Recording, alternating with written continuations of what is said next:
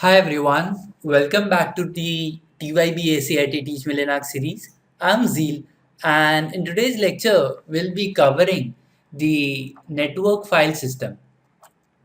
So this is a very interesting topic because network file system is generally one of the most used file sharing services in the Linux environment. So if you're planning to work in Linux, most probably the company which you will be going into must have or should be having a implementation of a network file system in its environment, right? So before really going into NFS, let's really look on why do we need NFS at the first place. So let's take a scenario where this is one server and there are multiple clients, right? So this is client 1, this is client 2, this is client 3, and this is client 4.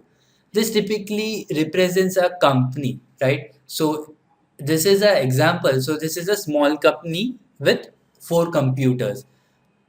So now each client typically has to work with a file, and the size of the file is typically 1 GB, right?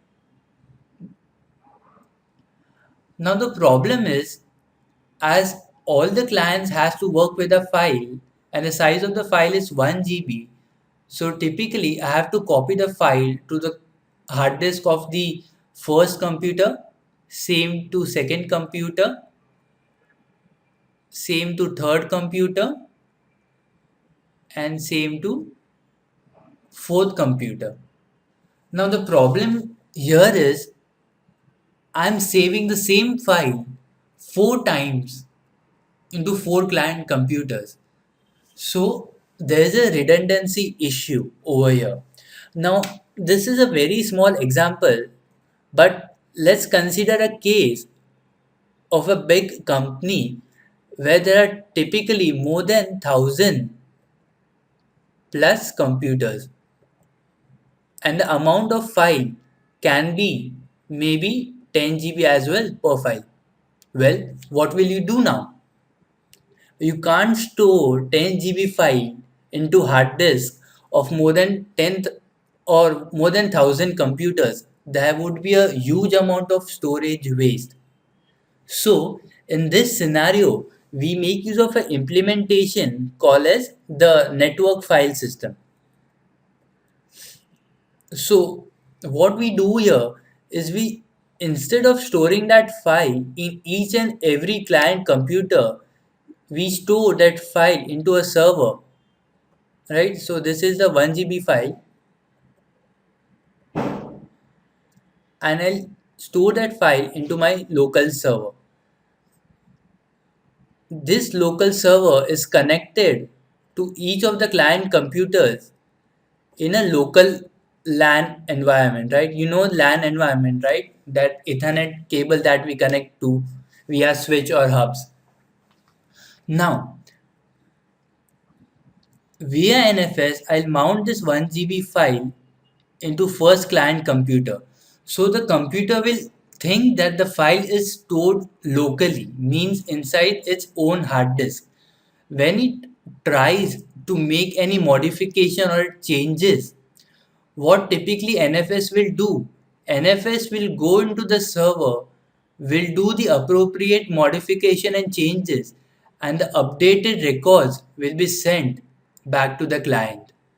Similarly, I'll mount this file, 1 GB file, into the client computer 2, computer 3, and computer 4.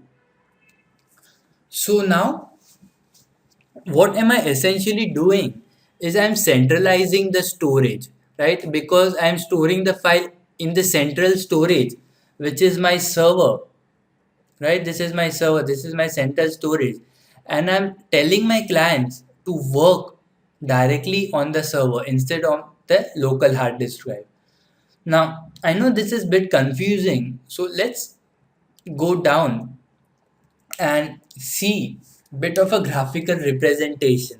So I got this diagram from one of the sites. I think it was Spanish or something, like servidors, like or clientees. I think it's Spanish.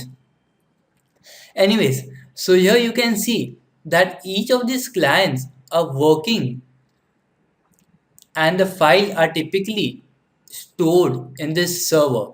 So whenever a client wants to update the file or whenever client wants to open the file will be retrieved from the server via NFS and client will be able to see the file in his computer. When he wants to make any changes, the changes will be reflected back to the file which is stored in this server and the changes will be made to the file inside the server. This is a typical example of NFS. Let's go down further. Now, this NFS server is typically a software which the server is running, and NFS client is another software which the client computers are running. So what in a technical perspective we say is we mount a file from server to the client. Actually, the file is stored in the server itself, but the client will know or client will think that the file is stored in its local hard disk. So let's take a better example. Suppose this is a movie file, right? This is a movie file which is stored in a server, and this is a client computer, right? This is a client computer, and they are communicating with the help of NFS protocol. As we know, the movie is not actually stored in the client computer, it is stored in the server. In the client computer, the user will see that there is a file called movie. So obviously if he double clicks on this file, what actually will happen is the NFS from NFS client will go to the NFS server and will request for the file. The file will be streamed and will be sent to the computer, and the user will be able to watch the movie. Now this all happens in a real-time environment via this Ethernet cable. If we disconnect this Ethernet cable, well, the movie will stop. So this is basically the absolute basics about NFS. I know it's a bit confusing now also. So we will look into the practical demonstration and see how exactly does it work. So even in this diagram, or I would say a screenshot, you can see the Ethernet cables, right? Because everything really happens from these Ethernet cables. So now let's go into the practical demonstration and see what exactly happens and how we can implement a NFS file system. So welcome to the practical session. I have two machines running. This is my Kali Linux. Uh, this is generally used for pen testing, right? So if you are one of those wannabe ethical hackers, you can use this because this consists of various tools pre-compiled that can help you learn ethical hacking. So let's explore some of them, especially this forensic section. This one, the CHK rootkit. Yeah, this is the one which is used to check if your operating system has a rootkit installed or not, right? If you don't know rootkits and stuff, well, Google them. Uh, NCAT is a substitute of Netcat, which is released by Nmap. CryptCat is a encrypted version of Netcat, I would say, and there are tons and tons of tools. Anyways, we'll be exploring this when we will be covering or will be starting our ethical hacking series. For the time being, let's come back to the topic of NFS. So, I'll minimize this window, and this is my desktop. So here you see a video file which is called mit.mp4. Now let's open this file, and here you can see a video is being played. This is basically of virtual memory, and this video is a part of a MIT open courseware. So I used to learn from this few months back. This was under the operating systems subject. Anyways, so here we can see that the video is playing perfectly, right? I don't have a sound because I don't have a sound driver installed in my Kali Linux machine. I'll pause this video for a time being and minimize it. So what exactly can you find? You can see that this video seems that the video file is actually present in this operating system, right? It just looks that this is present in this Kali Linux machine. But no, this is not a part of this hard disk drive. Actually, this has been mounted from a NFS server, which is my CentOS machine. So let's go to my CentOS machine. So this is my CentOS machine, and this is the actual file which I was able to play on my Kali Linux machine. So if you recall the diagram which we had seen earlier, we have actually mounted this file via NFS into this operating system. And once we double click on this mit.mp4, what exactly happens is the file gets streamed from this CentOS machine to this Kali Linux machine. And then I can see the file being played. So if I fast forward it, it is not as fast as expected because this is running via my network, right? There's a bit of a lag that is happening. So obviously, if you see, the main disadvantage of a network file system is the bandwidth. You require a huge amount of bandwidth in order to properly process the data in a timely manner. If you don't have enough bandwidth, then there will be a lag that you will be seeing while you process the data. So this is the basic about NFS. Now we'll be actually learning on how we can actually install and mount files, and how exactly was I able to do this, right? So this will be in the practical session 2, where we will be installing the NFS on my client machine, and I'll be mounting the files from my NFS server which is present in USA, and I'll be mounting those files in my virtual machine which is in India. It's very fast, so you might not even notice the difference between them. So I guess this is it, and in few minutes I'll re-record the video of a practical implementation from start of NFS.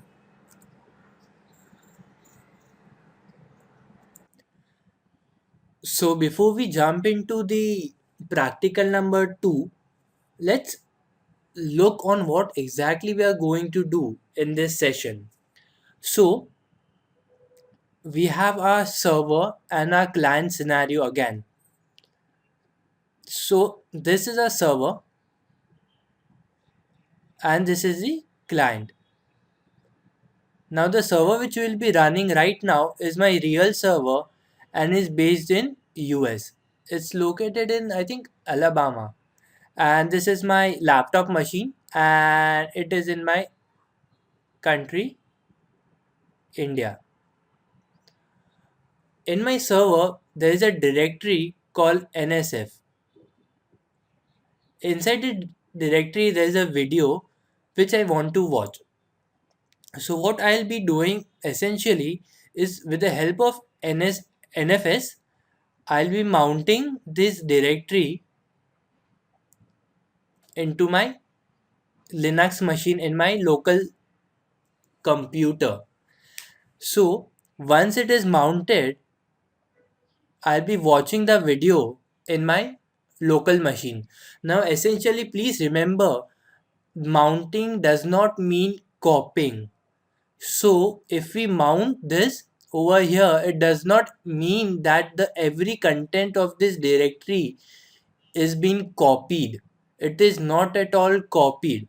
In fact, when I double click on the video from my client machine, the code and the bits will be streamed in the real time from the server to my client machine. So let's look at the real time example and let's do it practically. So this is my PuTTY machine. I am connected to my server via SSH. Let's do ifconfig. So if you see over here, the address is 192.201.10.202.134. So let's go to Google and do IP locator and essentially try to find the geolocation of my IP address. So I'll do 192.201.10.202.230.134.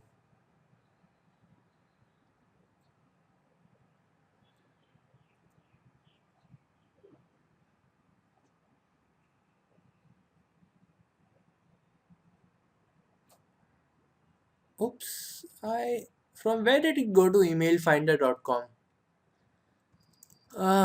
Let's try some other site. So Geobytes doesn't seem to be working very well. 192.201.10.202.234. I'll query. So here you see that this IP address is based in United States and the region is Alabama, right? And the ISP generally it is showing is my hosting provider, which is vps6.net. So if you see over here, there is a directory called NSF. Let's cd NSF and see the contents. And there are essentially two files. One is this video file and one is this Perl script. So we will mount this into my local Kali Linux machine. So if you do a show mount E, it is already showing that this directory can be mounted from any client machine which supports NFS in any part of the world. So let's open the command line and let's check if my RPC bind service is running. Okay, let's check if NFS is running. The NFS status. Okay, so now we will mount that share. So in order to mount, we type a command mount slash a dash t followed by IP address. So this is the IP address of my server based on US, followed by the directory which we want to mount, which is NSF, and the location in my client computer where I want to mount it. Okay, TOP. Oops, my battery.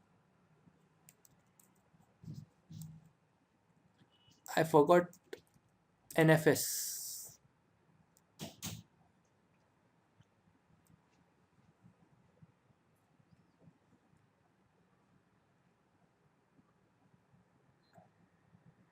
It might take some time, right? I don't really have a fast connection in my house. So it's a wait and watch situation. Okay, so it says that it is mounted. Let's see. So now you see over here, there are two files which we saw on our server.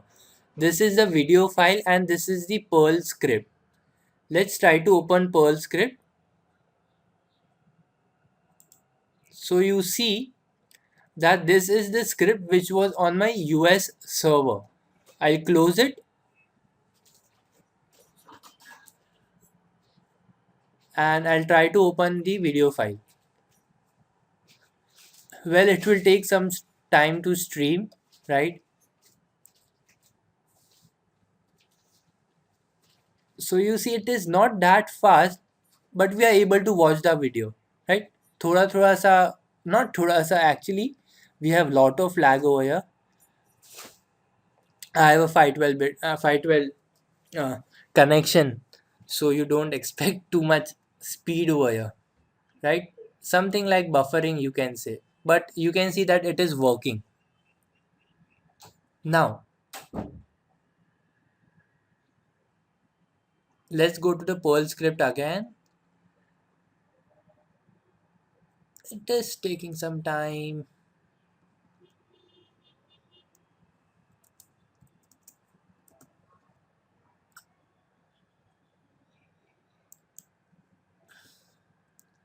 No, I don't think I have given a read write privileges. I think I have given a read only privilege. Anyways, I'll close it. So I hope you got the basic meaning on why do we use NFS at the first place. So what exactly did we do? We mounted the NSF share from my US server to my local client computer, and from the client computer we tried to watch the video which was in this directory. So this is the second demonstration. In our very third demonstration, we will be actually learning on how we will be installing NFS from start. We will be mounting directories on real time, and we will be looking on how to configure NFS. So now let's go to a brand new CentOS machine. This is the one which I have just installed today. Now, the things which we will be looking now is what you should remember, I would say, for your exams. So, in your exams, they might ask you explain installing and configuring NFS, right? And this is what exactly we will be doing in the third practical session, which is this one. So, let's first install NFS. So, in order to install NFS, we will type this command yum install NFS utils and NFS bind utils. I think it's bind utils. I'll check. Let's see if I'm able to run this.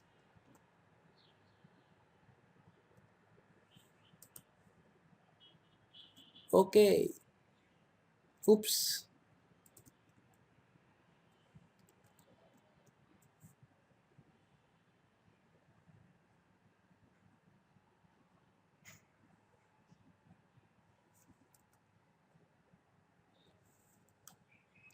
So we'll wait for the installation.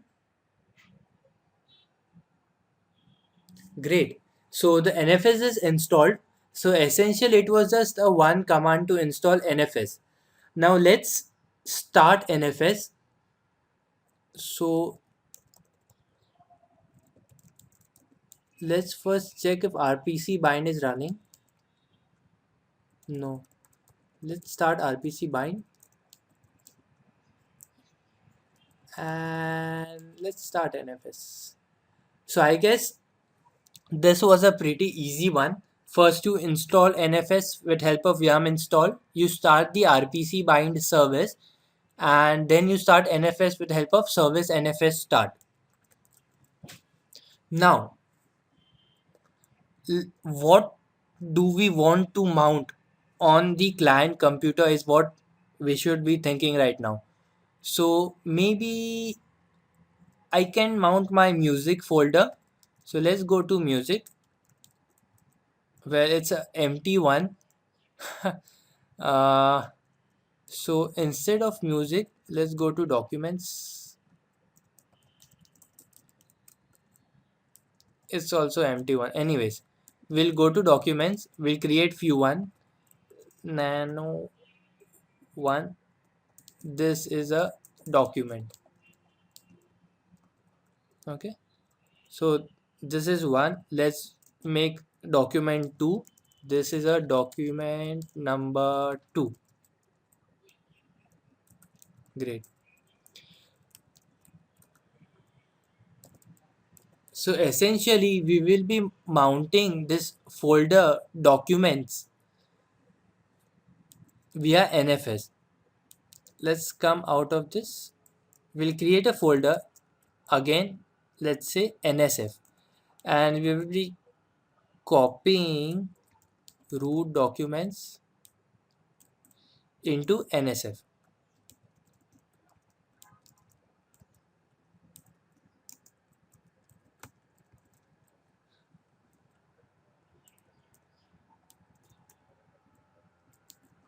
Root documents.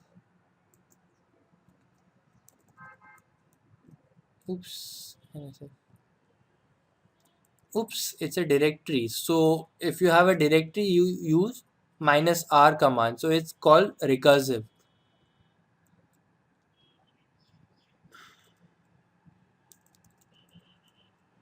So here you see 1 and 2. 1 and 2 is essentially my two documents. So this is document number 1 and this is document number 2. Now I want to mount it on my Kali Linux machine.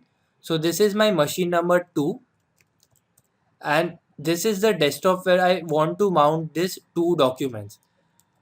So in order to do that, we do nano etc exports. So etc exports is a file where we basically write what are the shares or what are the folders which we want to mount. So I wanted to mount a NSF folder. This is the IP address which I should write. So 192.168.23.36 is essentially my IP address of the Kali Linux machine. If you want to mount it to everyone, you can use asterisk also, right? This asterisk will mean that it will be mounted on every computer. So I'll type NSF. These are the options. RO means read only, but I'll type read write and root squash are the only two options that we will be using for the time being. I'll save it and I'll type a command called export FSA. Oops.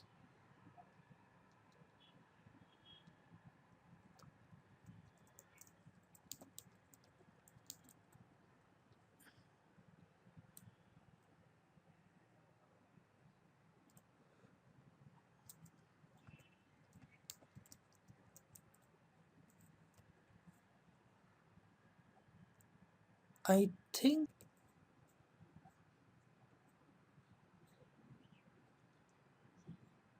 okay, so I think I figured it out. It was because of the wrong option and wrong permissions which were assigned to my files.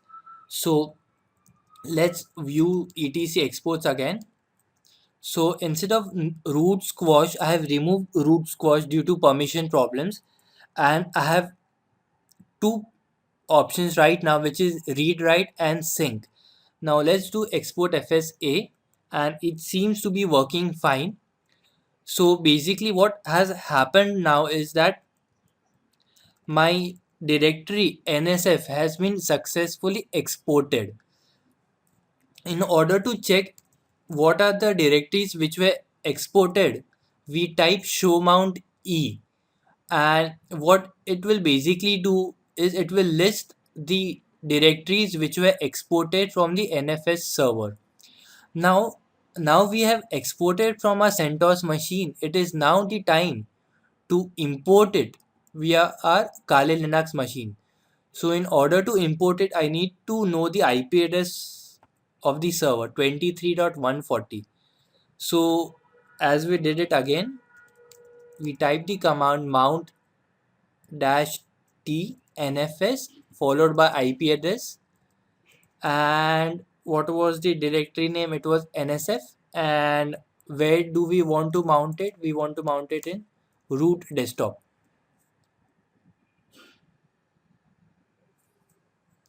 And let's wait.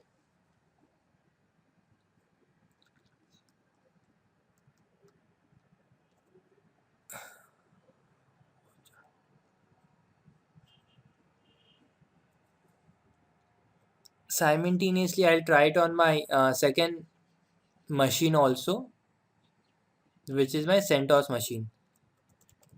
Mount T192.168.23.140 NSF, and I'll type it on root desktop. Again. It has to be NFS over here.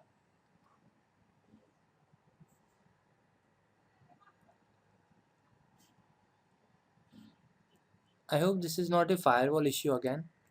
I'll turn off the firewall. Great. Now, it's mounted over here in my Kali Linux machine. So let's explore. This is the NSF folder which we had mounted. And if we open this, there has to be two documents named 1 and 2. So let's open one. So this is document 1, and let's open 2. So this is essentially a document number 2. So as we have seen that these folder are being mounted from this CentOS machine.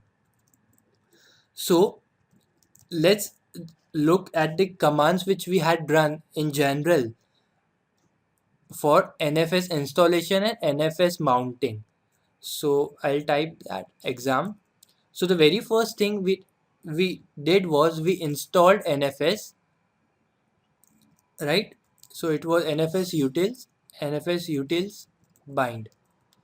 So this was the very first command which we used to install. After we install, we have to find, or we have to search for the folder which we want to mount, and we have to type the options inside etc exports file. So we did nano etc exports, and inside etc exports we put the location of the folder which we wanted to mount, a IP address, or we could type asterisk for all, and this is the place for all the options. Now there are various options like read write, read only, you have sync, you have root squash, you have no root squash, etc. The third option is export FSA. This basically means export everything. A means all. So export everything which is mentioned in the etc exports file. Then we use show mount E command to see what is being exported. And this is it from the server side. This was the server side. From the client side,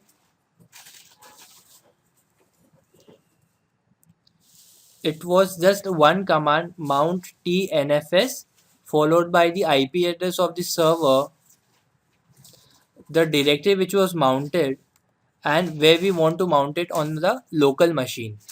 So basically there are only 5 to 6 commands which we were learning essentially, and this is all about it.